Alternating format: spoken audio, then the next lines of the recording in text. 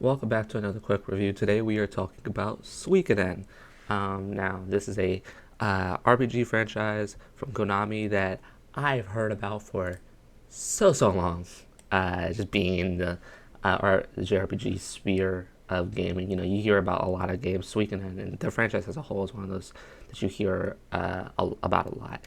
And I just never ever got around to playing it until the remasters came out back in March, and I have owned it for a couple of months now, but I finally got around to playing the first game, Suikoden 1, and this game truthfully is a tale of two halves, right? Where for me at least, the first half was was a struggle to get through. If I'm being honest, it kind of felt bland. Um, I mean, like collecting all of getting all the characters and doing all the running around the map and whatnot. It, it was fine. Like it was fun, I guess. But the thing is that the story, just didn't hook me as much. Everything else was like okay, but because the story not hooking me, it just kind of felt like a struggle, like a chore to get through. And then we got to a certain plot point in the game, or a certain point in the game, where I was like, okay, this is much better.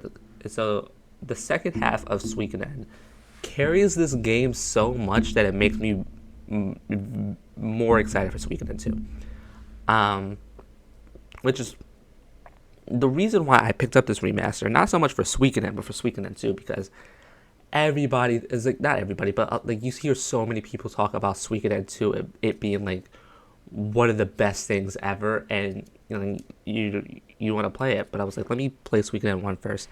I said it didn't capture me at first, but I think going into the second half of the game, it definitely did its job. It definitely made me, I definitely was enjoying myself. The story as a whole isn't the greatest thing in the world. It's very bland. It's not bland, but like it's very basic. You gather. It's like a hero's quest, right? A hero's journey. If you know that what that means, like literature or whatnot, right? You are like of noble lineage. You uh, you become a fugitive after something happens. You go around the world on a hero's journey, strengthening your bonds, gathering allies, finding yourself and whatnot, and then fighting wars and whatnot, and then go back to where you came from and liberate the place. That's essentially what Suikoden is in a nutshell, and it works. It's basic, but for an early '90s game, it does work. Just it didn't hook me as much because it's a story you do see a lot. Combat was fun, if not slow at times, but definitely you can get there. You can once you get more and get access to more things to work with. It's much better. The OST was weird because there's like maybe three songs on this OST that kind of stood out to me. Otherwise, the Suikoden's music isn't the greatest thing in the world, but for what it is, it's serviceable. So overall, I think this game gets like a 7.5 8 out of 10 for me.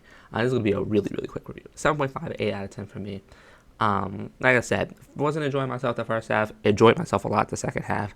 Genuinely had a lot of fun with it. The story got me a bit more in the second half, and yeah, I would recommend this game. Um, if if anything, just to get you more excited for, just I feel like for me at least to get myself acclimated with the franchise. Like I said, I have no clue what in the world I'm doing with this franchise. So yeah, as I said, I enjoyed myself, but at the same time, this game is by no means perfect. I'm kind of rambling. I'm going in circles now, so I'm going to end this quick review here. Thank you for watching. See ya. Bye.